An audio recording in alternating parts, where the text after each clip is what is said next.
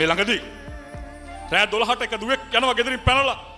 එයාගේ ආදරවන්තයා හොයාගෙන යන්නේ. තාත්තගේ ආදරේ මදි වුණා. මේ පහුවෙනිදා උදේ පාන්දර තාත්තා හැමදාම වගේ තේකත් අරගෙන යනවා දුවගේ කාමරේට. මේ කියලා බලනකොට මේ දුව කාමරේ නෑ. මේ තාත්තට තේක හැලි හැලි අර ගේ වටේම දිව්වා මගේ දුවේ කියලා කෑ ගගහ. නමුත් දුව ගෙදර නෑ. මේ දුව යන්නේ පැනලා යන්නේ අර පිරිමි ළමයා ගෙදරට. ඒ පිරිමි ළමයා ගෙදර අම්මයි තාත්තයි කැමති වුණාද?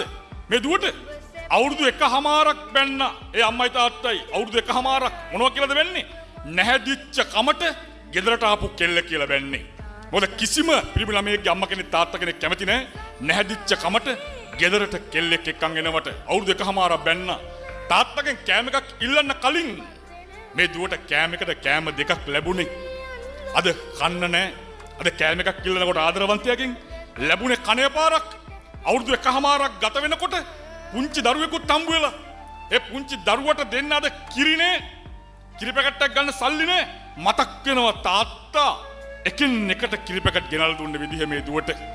මට මතක් වෙලා ගන්න ඔයා ගෙදරට කෝල් එකක්. මේ කෝල් එක ආන්සර් කරන්නේ තාත්තා. මේ තාත්තා හැබැයි වචනයක්වත් කතා කරන්නේ නෑ. මේ දුව අඬන සද්දය අහගෙන ඉන්නවා. අහගෙන ඉඳලා ඒ තාත්තා ෆෝන් එක කට් කරලා දැම්මා.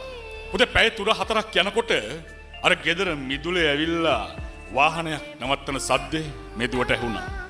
මේ දුවට ඇහෙනවා අර ගෙදර ඉස්සරහ දොරගාවින් ඒ දුව ජීවිතේ අහපු ලස්සනම වචනේ ඇහෙනවා ලස්සනම කටහඬක්. ඒ තමයි තාත්තා කෑ ගහනව ඇහෙනවා. දෝණී කියලා මගේ දෝණී කියලා ගේ ඉස්සරහ දොරගාව ඉඳගෙන අර චූටි දරුවා තුල්ලු කරගෙන දුවලා ඇවිල්ලා දොර අරිනකොට අම්මයි තාත්තයි දොරගාව හිටගෙන අර චූටි දරුවව අම්මා වඩා ගන්නකොට පුතේ අච්චර ලොකු දුවව තාත්තා වඩාගත්තේ හරහට. තාත්තා වඩාගෙන කිව්වේ පුතේ උඹ මට තාමත් බරක් නෙවෙයි කියලා. මං ඔබට හෙටත් කිරි පැකට් එක ගෙනල්ලා දෙන්නම් දුවේ කියලා. පුතේ හිතන්න කවුරුවත් ගාව අඬන්න කැමති නැති සද්දන්ත යෝධයෙක් ඉන්නව ගෙදර මං වෙනුවෙන් අඬන්න බලාගෙන. අද දුවලා ගෙදරින් පැනලා ගියාම පුතේ තාත්තලා පොලිසියට ඇවිල්ලා පිස්සු බල්ලෝ වගේ දුවන්නේ. දුවලා හොය පුතේ හිතන්න ඒ දුක දෙන්න බා කවදාවත් තාත්තා කෙනෙකුට. ලස්සන රෝස මලක් චූටි කාලේ නිර්මාණය කරේ. ලස්සන දේවල් අරන් දීලා.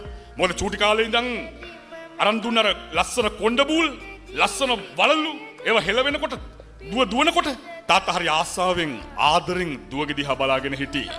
පුතේ හැබැයි ඒ බලන් හිටපු තාත්තට කවදාවත් දුකක් ඇති වෙන විදිහේ වැඩක් කරන්න එපා. දුවෙක් විදිහට කවදාවත්